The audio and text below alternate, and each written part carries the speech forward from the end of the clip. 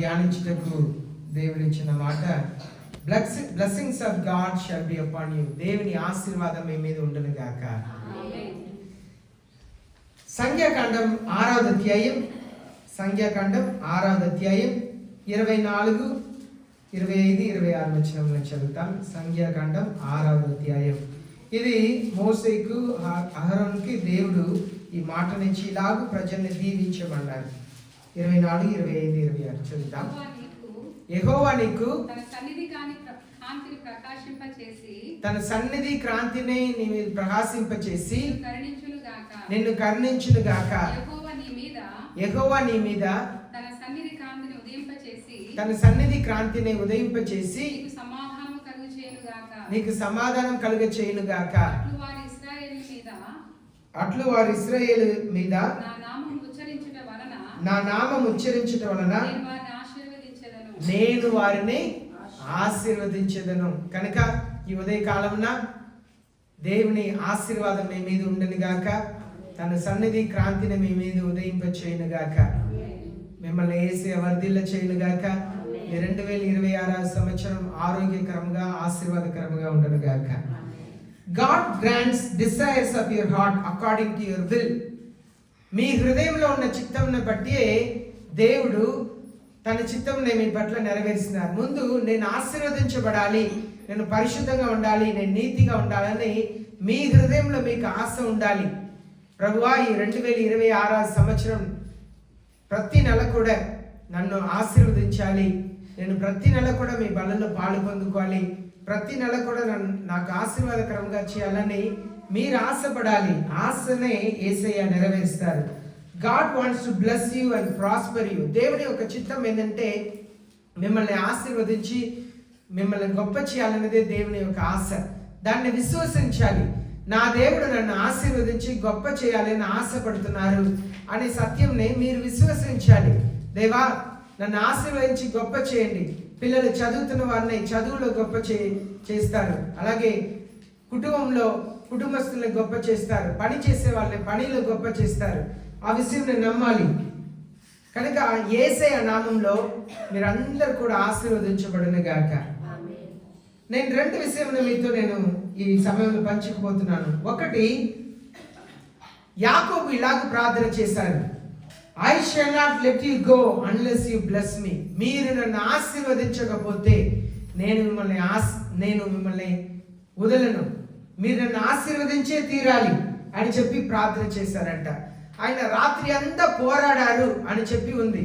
దాన్ని చిన్నపిల్లలు children camp బుక్లో మీరు చూస్తే దేవదూతతో యాకోబు గొడవ పడేటట్లుగా, అనగా యుద్ధం పోరాడేటట్లుగా ఒక ఫోటో ఉంటుంది. కానీ హోసేయ గ్రంథం 12వ అధ్యాయం 4వ వచనం చదువుతాం. హోసేయ గ్రంథం 12వ అధ్యాయం 4వ వచనం. Jacob wept and begged for God's favor. యాకోబు ఏడిసారంట, దేవుని కృప కొరకు భిక్షాడుకున్నారంట. చదువుదాం. హోసేయ గ్రంథం 12వ అధ్యాయం 4వ వచనం. అతడు దూతతో పోరాడి జయమొందును. అతడు కన్నీరు విడిచి అతని బ్రతిమాలను. బేతేలులో ఆయన అతనికి ప్రత్యక్షమైన.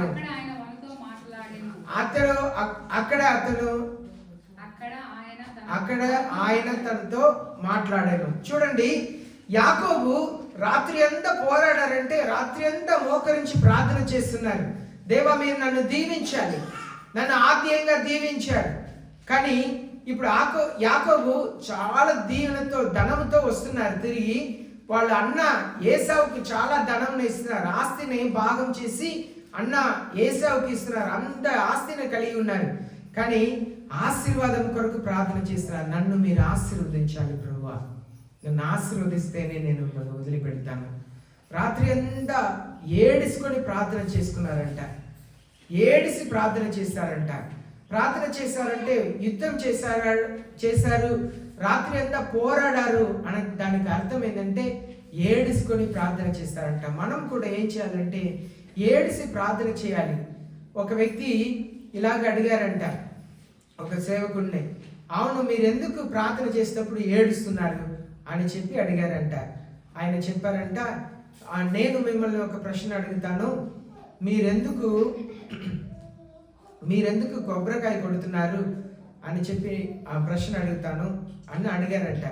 ఆయన చెప్పారంట ఆయనకు తెలియదు అన్నారంట.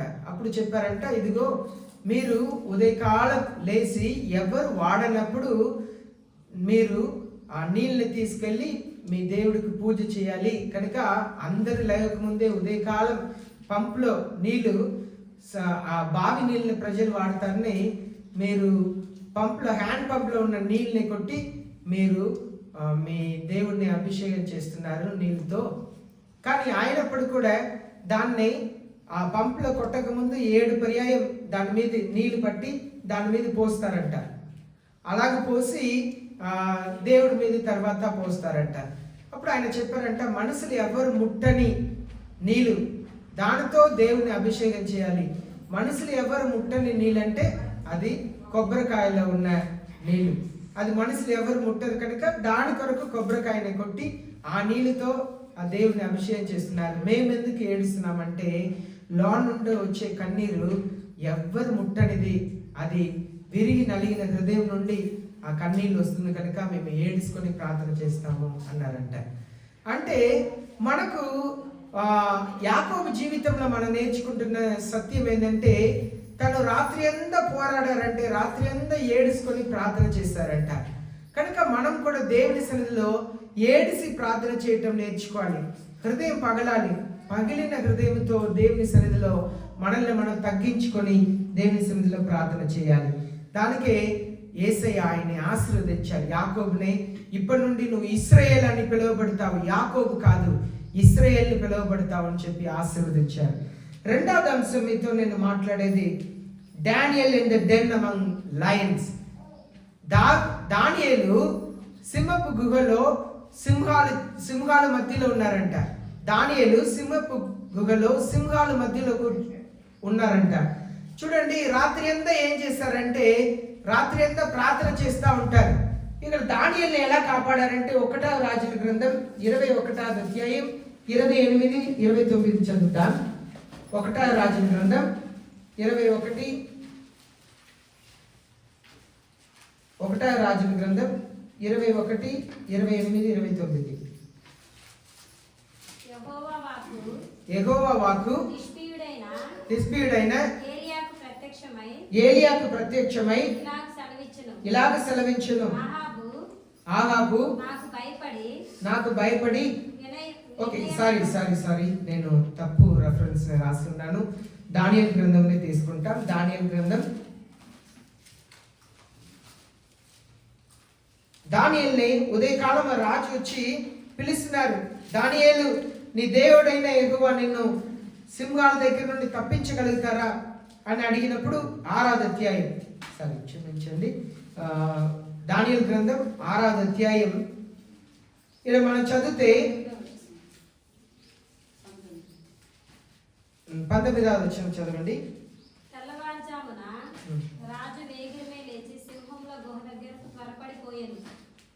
అతడు గుహ దగ్గరకు రాగానే దుఃఖస్వరంతో దానియేలును పిలిచి, 22వ వచనం చదవండి. నేను నా దేవుని దృష్టికి నిర్దోషిగా కనబడితిని కనుక ఆయన తన దూతను పంపించి సింహములు నాకు ఏ హానియు చేయకుండా వాటి నోటిని మూయించెను. ఎందుకు దేవదూతని పంపించి సింహాల నోటిని మూయించారంట? అక్కడ పైన ఉంది, మీరు చదివారు. దేవుని దృష్టికి నిర్దోషిగా కనబడ్డారంట. దేవుని దృష్టికి మన నిర్దోషిగా కనబడితే మన చుట్టూ నోర్లు అన్నిటిని దేవుడు మూపిస్తారు. హల్లెలూయా. దేవుని దృష్టికి మన నిర్దోషిగా కనబడితే మన చుట్టూ, దానియేలు సింహపు గదిలో ఉన్నారంట, సింహాల చుట్టూ ఉన్నాయి కానీ సింహాల నోటిని బంధించేశారు. సింహాల నోటిని బంధించిన దేవునికి దానియేలుని సింహపు గుహ నుండి బయట తీసి వదిలిపెట్టడం ఎంత సమయం పట్టింది? 1 నిమిషం చాలు కదా. 1 నిమిషం వెంటనే తీసి బయట పెట్టవచ్చు. చూడండి, దేవునికి మన నిర్దోషిగా ఉండాలి. దేవుని దృష్టిలో మనం నిర్దోషిగా ఉన్నప్పుడు మన చుట్టూ మనకు విరోధంగా మాట్లాడే నోట్లు అన్నిటిని దేవుడే మోయిస్తాడు. మన ఏ ప్రయత్నం చేయని అవసరం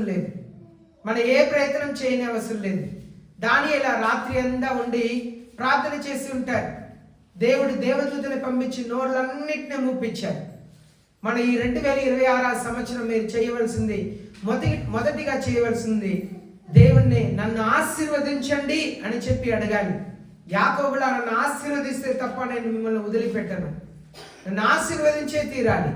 నన్ను ఆశీర్వదిస్తే తప్ప నేను వదిలిపెట్టను ప్రార్థన చేయాలి. రెండవది ఏం చేయాలంటే, ఎలా ఉండాలి? దేవుని ఎదుట నిర్దోషిగా ఉండాలి. దేవుని ఎదుట మనం నిర్దోషిగా ఉండాలి.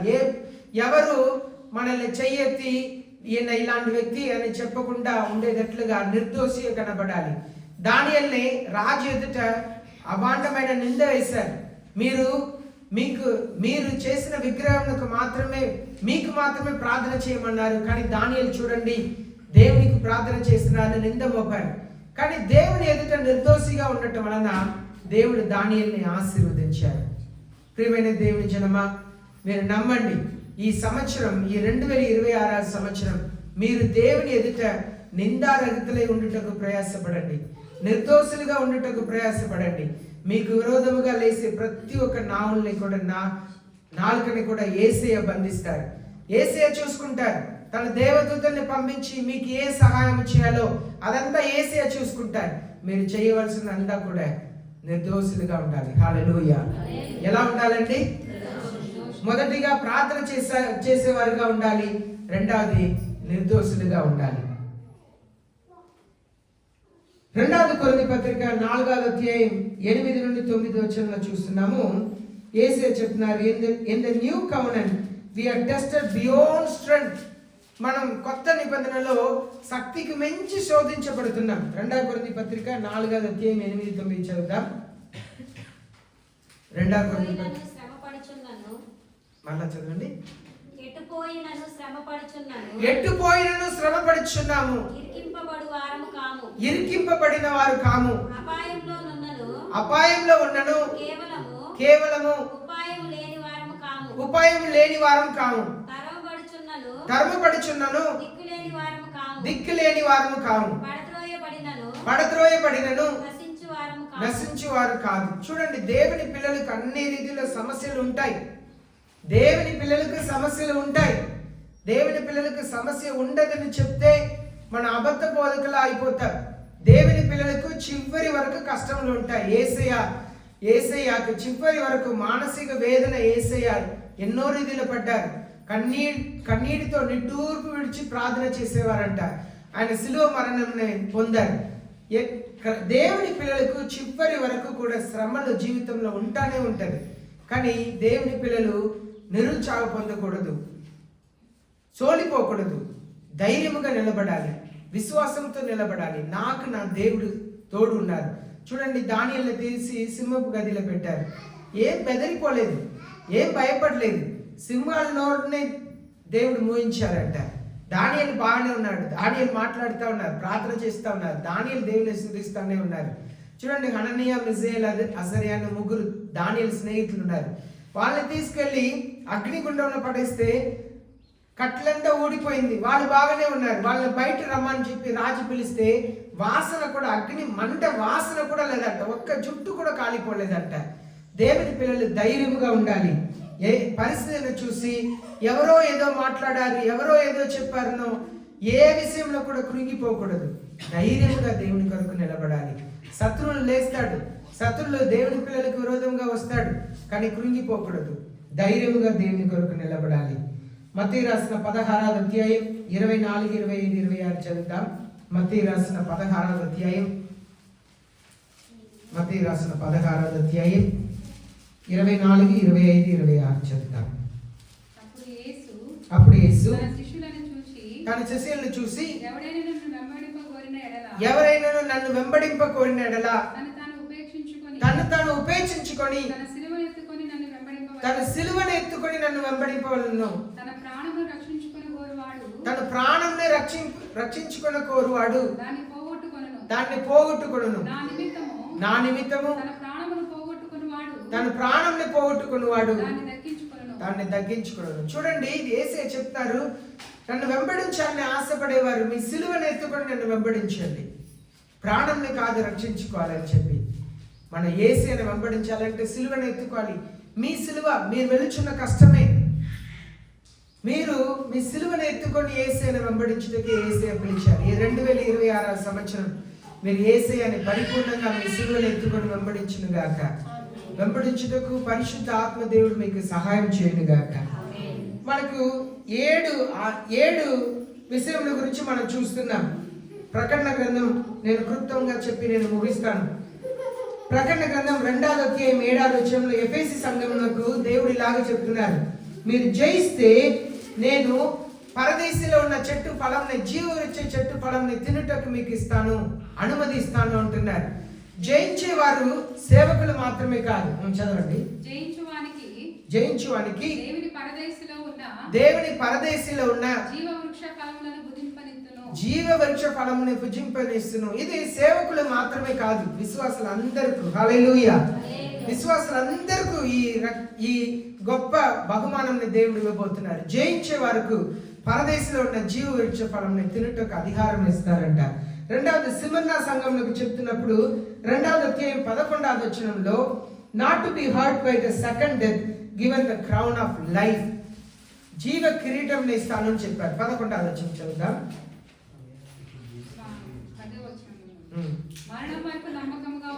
మరణం వరకు నమ్మకముగా ఉండము, నేను మీకు జీవ కిరీటం ఇచ్చేదను. చూడండి, యేసయ్య చెప్తారు, మీరు మరణం వరకు నమ్మకంగా ఉండాలి. ఈ 2026 సంవత్సరంలో ఏం చేయబోతున్నారు మనకు తెలియదు. మైక్రోచిప్ రావచ్చు. జయించువాడు మరణం వల్ల ఏ హాని చెందడు. చూడండి, మనల్ని చంపినా కూడా మనకు ఏం కలగదంట. యేసయ్య త్వరగా రాబోతున్నారు. 2025 పోయింది, 26వ సంవత్సరం వచ్చాం. ఎన్ని కార్యములు మనం వినబోతున్నామో, ఏ కార్యములు మనం వినబోతామో తెలియట్లేదు. మైక్రోచిప్ ఇప్పుడే చాలా చోట్ల, చాలా దేశంలో మైక్రోచిప్ ని ఇంప్లిమెంట్ చేశారంటున్నారు. మనం భయంకరమైన కాలంలో ఉన్నాం కనుక మరణం వరకు భయపడకూడదు. క్రైస్తవులు మరణమునకు భయపడకూడదు. క్రైస్తవులు మరణమునకు భయపడకూడదు. ధైర్యంతో ఉండాలి. ధైర్యముగా మరణం వచ్చినా కూడా ధైర్యముగా ఎదుర్కొనే కృప కలిగి ఉండాలి. ఎందుకంటే మరణమునకు అధికారం ఏ హాని చేయదంట. మరణం ఏ హాని చేయదు. మూడవదిగా పెరుగవం సంఘమునకు 17వ వచనంలో చెప్తున్నారు. చూడండి, to eat hidden manna, I will give the permission to eat the hidden manna and receive a white stone with a new name. జయించువానికి మరుగై ఉన్న మన్నానే భుజింపనిత్తును అంటున్నారు.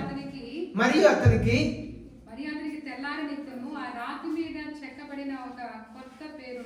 నేను మరియు తెల్ల రాతిని ఇస్తును, ఆ తెల్ల రాతి మీద కొత్త పేరునే రాయబడి ఉంటుంది అంటున్నారు. కొత్త పేరుని ఇస్తారంట. ఎవరికి? జయించే వారికి.